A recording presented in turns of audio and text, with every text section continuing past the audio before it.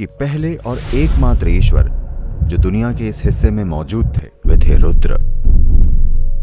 रुद्र का मतलब है वे जो गरजते हैं, गरजने वाले।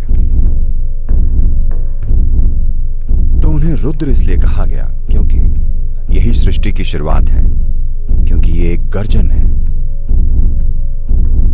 वैज्ञानिक इसे बैंग कहते हैं।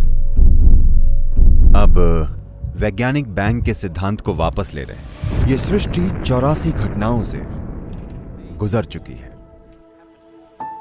84 बार यह हो चुका है। इस अर्थ में सिर्फ 21 अब तक किसी रूप में मौजूद है। 63 पूरी तरह से गायब हो चुकी है। इससे फर्क नहीं पड़ता कि आप कैसे ढूंढें, पर आप उन्हें अपने सिस्टम में याददाश्त के चिन्हों के रूप में देख सकते हैं। आधुनिक विज्ञान प्रमाणित करता है कि पूरी सृष्टि बस कंपन है। यह मेरा आविष्कार नहीं है, यह वैज्ञानिक तथ्य है। जहां कंपन होता है वहां ध्वनि भी होगी। हाँ, जहां कंपन होता है वहां ध्वनि भी होगी। क्या ऐसा है? क्योंकि कोई भी इंसान जिसने अस्तित्व को पास से देखा है वो देख सकता है कि जिसे आप सृष्टि कहते हैं और जिसे आप सृष्टा कहते हैं, इन्हें अलग नहीं किया जा सकता। अगर आप उन्हें अलग करें तो सृष्टि का अस्तित्व नहीं रहेगा। जब तक कि इसे सृष्टा का निरंतर सहारा नहीं मिलता, एक पल के लिए भी यह सृष्टि की प्रक्रिया नहीं चल सकती, क्योंकि सृष्टि बन नहीं चुकी है, यह निरंतर बन रही है। हाँ?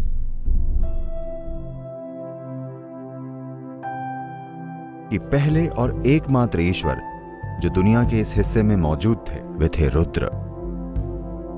रुद्र का मतलब है वे जो गरजते हैं, गरजने वाले। तो उन्हें रुद्र इसलिए कहा गया क्योंकि यही सृष्टि की शुरुआत है, क्योंकि ये एक गर्जन है। वैज्ञानिक इसे बैंग कहते हैं। अब वैज्ञानिक बैंग के सिद्धांत को वापस ले रहे हैं कि एक बिग बैंग हुआ था। वे कह रहे हैं कि कई बैंग हुए थे। तो आज के एक मशहूर भौतिक विज्ञानी जिन्होंने कई मशहूर किताबें लिखी, उन्होंने एक किताब लिखी है, एंडलेस यूनिवर्स। हाँ, अंतहीन ब्रह्मांड। हमेशा विज्ञान ने यह विश्वास किया है कि हर चीज की एक शुरुआत और एक अंत होता है। अब भौतिक विज्ञानी अंतहीन ब्रह्मांड के बारे में बात कर रहे हैं। यौगिक प्रणाली में हमेशा एक निरंतर फैलते हुए ब्रह्मांड की बात की गई है। पहली बार शीर्ष स्तर के भौतिक विज्ञानी ये मानने लगे हैं कि कोई शुरुआत या अंत नहीं है, ये अंतहीन ब्रह्मांड है। ये एक मशहूर सिद्धांत है जो अभी वैज्ञानिक समुदाय के बीच है कि ब्रह्मांड अंतहीन हो सकता है। तो जब मैं इनसे चर्चा कर रहा था, मैंने पूछा कि क्या यह संभव है कि वो एक बैंग नहीं बल्कि एक गर्जन थी, एक निरंतर गर्जन। उन्होंने इस बारे में सोचा और उन्होंने कई चीजों के बारे में सोचा और वे बोले यह हो सकता है। शायद वो एक बैंग नहीं था, वो एक गर्जन थी। वो एक पल में नहीं हुआ, वो कुछ समय तक गरजा और फिर धीरे धीरे सृष्टि बनने लगी। तो पहला रूप, पहले ईश्वर को गरजने वाला कहा गया। रुद्र मतलब गर्जन करने वाला। तो मैंने पूछा आपको क्या लगता है उन्होंने कितनी बार गर्जन किया होगा? वो बोले हम कह नहीं सकते। हम कह नहीं सकते क्योंकि हमारे पास जानने का कोई तरीका नहीं है कि कितनी बार, लेकिन निश्चित रूप से उन्होंने एक से ज्यादा गर्जन की थी। फिर मैंने कहा किसी दिन अगर आपकी खोज आपको वहां पहुंचाती है तो इसे एक सहायक चिन्ह के रूप में रखिए कि वे 84 बार गरजे थे। उन्होंने पूछा आप कैसे जानते हैं, किस आधार पर यह कह रहे हैं? मैंने कहा, अपने सिस्टम में देखकर मैं कह रहा हूं कि सृष्टि ने 84 बार गर्जन किया है और ये आगे भी कई गर्जन करेगी। ये कुल मिलाकर 112 बार गर्जन करेगी।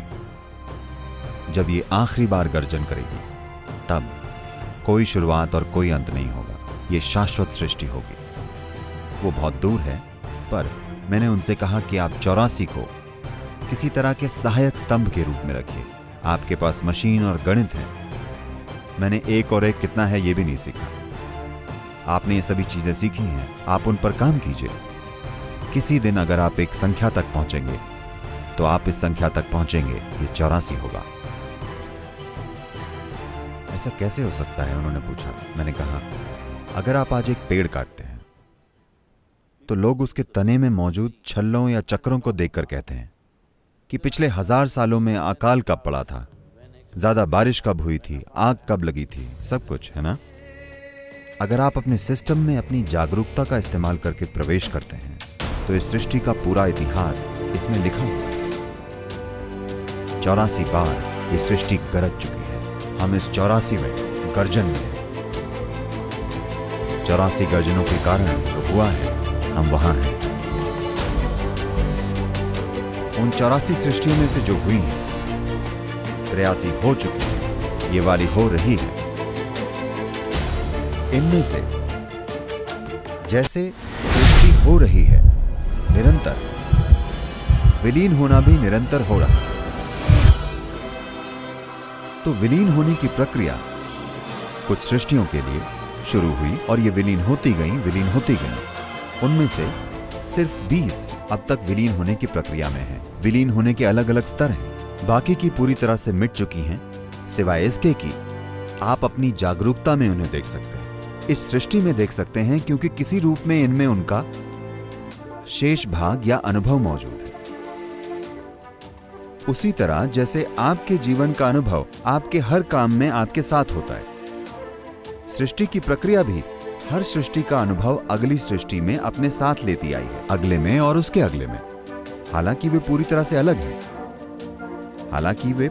से अलग हो सकती हैं। देखिए, आप स्कूल गए और फुटबॉल खेली,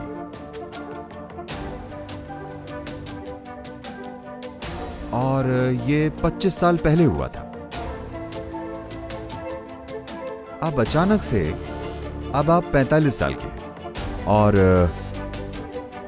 एक चोर आपके घर में घुस गया। करेंगे क्योंकि आपका फुटबॉल का खेल अचानक ऐसी चीज जो आप पूरी तरह से भूल चुके हैं, वो कहीं आपके सिस्टम में है, वो बाहर आ जाती है।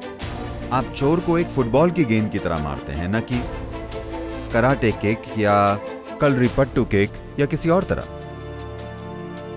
तो वो अनुभव, आपने फुटबॉल शायद 1 महीने या 3 महीने के लिए खेली होगी, लेकिन वो अनुभव, उस अनुभव का बचा हुआ हिस्सा आप में अब भी गहरा समाया हुआ है और ये कहीं एक बिल्कुल अलग जगह में व्यक्त होता है।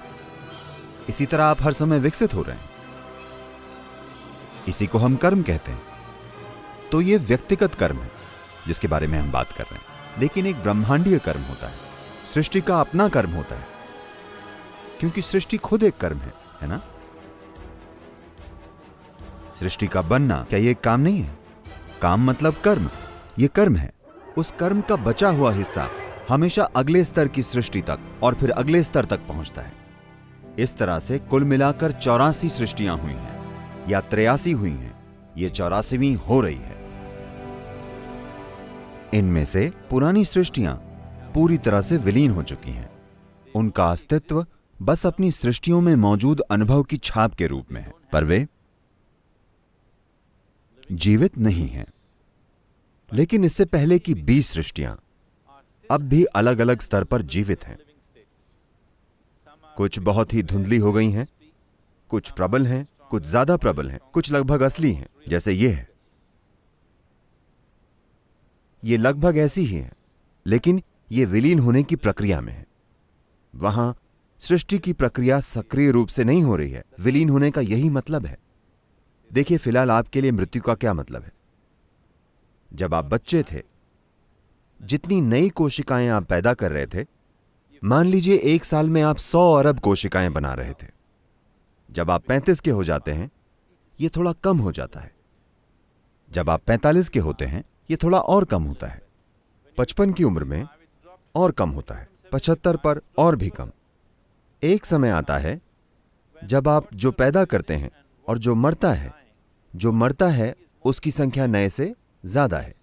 इसी तरह से बुढ़ापा आता है। सृष्टि के साथ बिल्कुल यही प्रक्रिया हो रही है।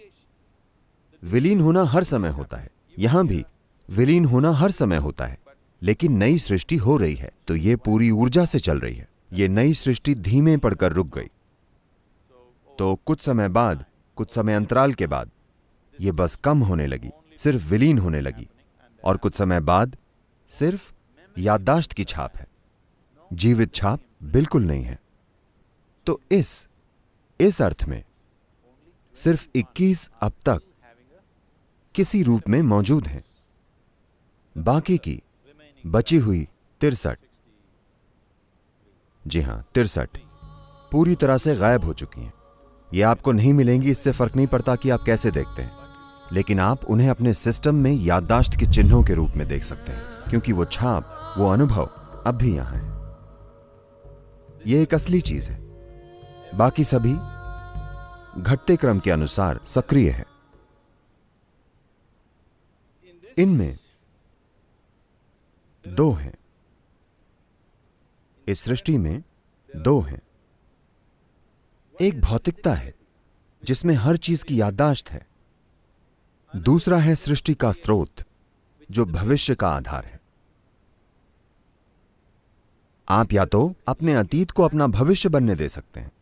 जब आप अपने अतीत को अपना भविष्य बनने देते हैं, हम आपको देखकर कहते हैं यह उसका कर्म है।